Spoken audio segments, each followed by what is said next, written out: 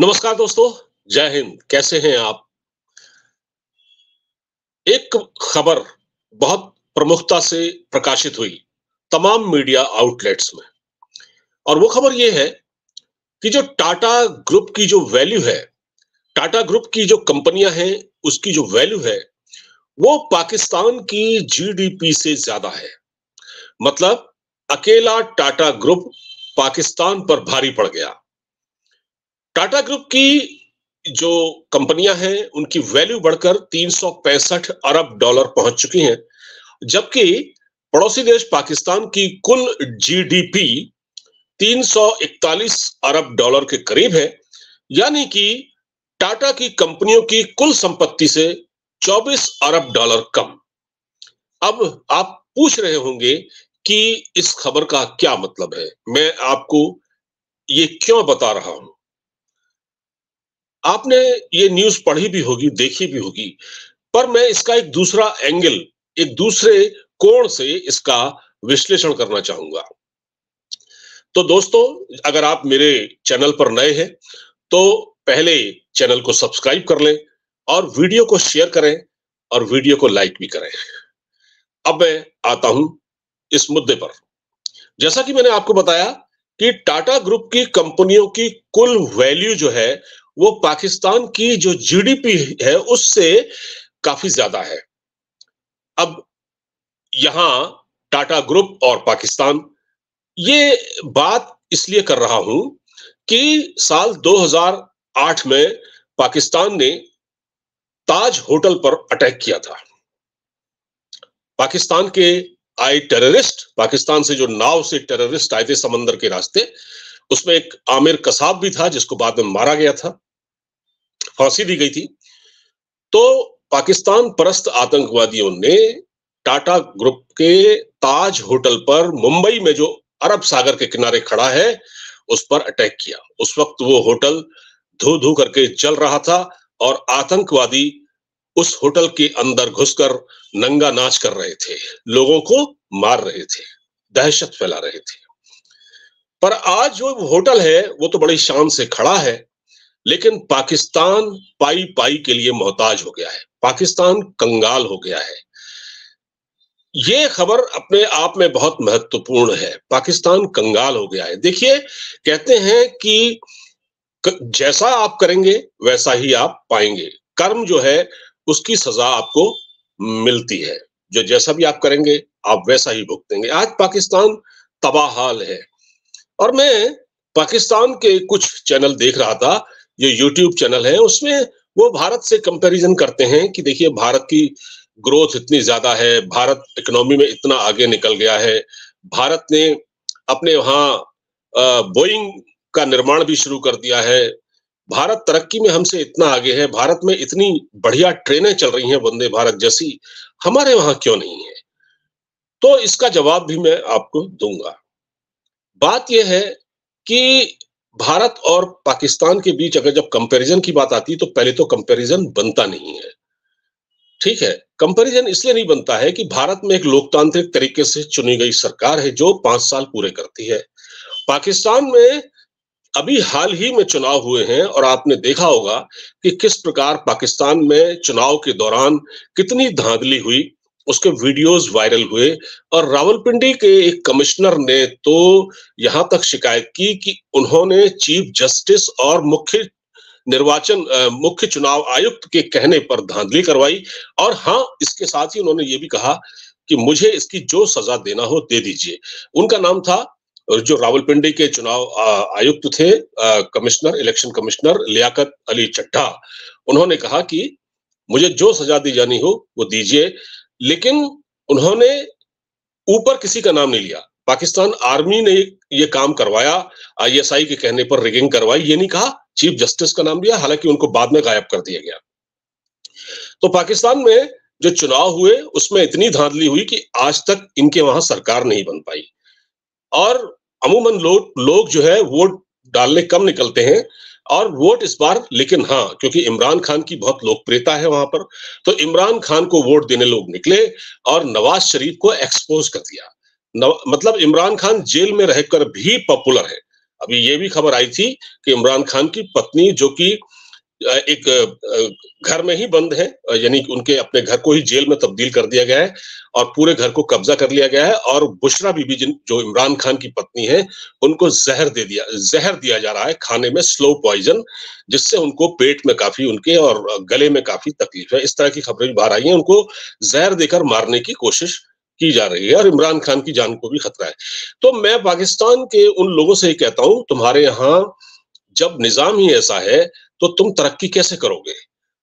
जब देश आजाद हुआ था, अगर मैं इंफ्रास्ट्रक्चर की ही बात करूं, जब देश आजाद हुआ था, जब पाकिस्तान अलग हुआ था, तो भारत के हिस्से में जो फर्टाइल लैंड थी, वो पंजाब एक भारत में है, एक पाकिस्तान में है। तो भारत के हिस्से में जो पंजाब आया था, वो एक छोटा रकबे में छोटा था, पाकिस्तान के हिस्से में था वो बड़ा था।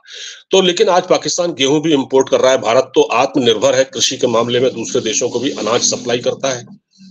इसी तरह पाकिस्तान में जो रेलवे ट्रैक बिछाया गया, वो अंग्रेजों के जमाने का है, आज भी वो ऐसा ही है, और हमारे वहां काफी मॉडर्नाइजेशन हुआ। भारत जब पाकिस्तान अलग हुआ था, भारत के पास केवल रेलवे का 5% जो ट्रैक था, जो अंग्रेजों के जमाने था, वो आया, और मोस्टली बड़ा हिस्सा रेलवे का वो पाकिस्तान के हिस्से में गया। लेकिन आज पाकिस्तान की ट्रेनें कबाड़ खाने की तरह हैं, उनमें कोई चलना पसंद नहीं करता। तो भारत ने तो हर शोबे में तरक्की की है, इस पर कोई शक नहीं है।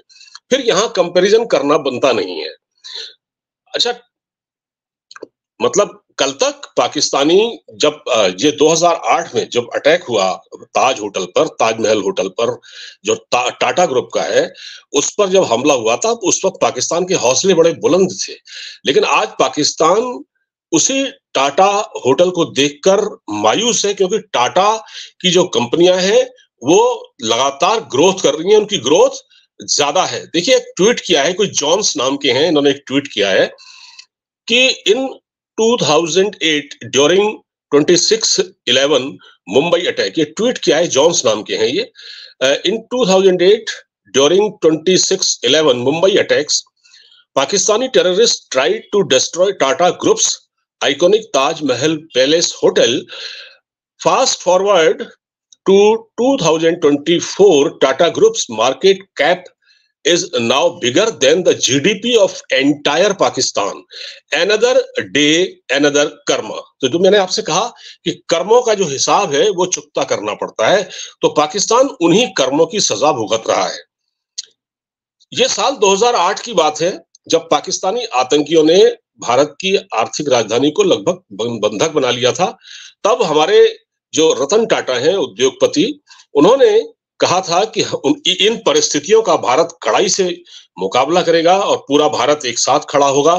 हम आतंकवादियों का कंधे से कंधा मिलाकर उनका मुकाबला करेंगे और नुकसान हुई संपत्ति को फिर से बसाने के लिए अहम भूमिका हम निभाएंगे, और वो उन्होंने करके दिखाया। टाटा ने जैसा कहा वैसा ही हुआ। ताज होटल को करीब 1 साल बाद फिर से वैसे का वैसा ही उन्होंने बनाकर खड़ा कर दिया, और टाटा की तरफ से पाकिस्तान को पहली औकात यहीं दिखाई गई थी। तो कहने का मतलब यह है कि टाटा ग्रुप जो एक नेशनलिस्ट ग्रुप है, अपने आप में राष्ट्रवादी सोच को साथ लेकर चलता है, नेशनलिस्ट है। टाटा के बहुत बड़ा काम है टाटा का, टाटा की बहुत सारी कंपनियां हैं, और सबसे बड़ी बात यह है कि देश में उद्योगपति तो बहुत सारे हैं, लेकिन टाटा की सोच अलग है। टाटा राष्ट्र निर्माण में बहुत बड़ा योगदान करते हैं, रतन टाटा। और आपको याद होगा, अगर आपको न मालूम हो तो मैं बता दूं, ये बहुत पुराना ग्रुप है। और जब चाइना से भारत का युद्ध हुआ था 1962 में, तब भारत के पास लड़ने के लिए हथियार नहीं थे, और भारत के पास गोला बारूद, आर्म एम्युनिशन नहीं था। हालांकि भारत चाइना से वो लड़ाई हारा और चीन ने हमारे बड़े भूभाग पर कब्जा किया था, लेकिन उस वक्त सबसे ज्यादा आर्थिक मदद अगर भारत सरकार की किसी ने की अपने खजाने से, तो वो टाटा ग्रुप था। टाटा ग्रुप हमेशा एक नेशनलिस्ट सोच को लेकर आगे बढ़ने वाला ग्रुप है। तो अब देखिए पाकिस्तान के पास क्या है, पाकिस्तान आतंकवादियों को पालता है, और टाटा कंपनी जो है वो भारत की अर्थव्यवस्था को मजबूती देती है। पाकिस्तान आतंकवादियों को पालता है, और देखिए उसके वहां बहुत सारे टेररिस्ट ग्रुप हैं, पाकिस्तान खुद भी आतंकवाद का शिकार है।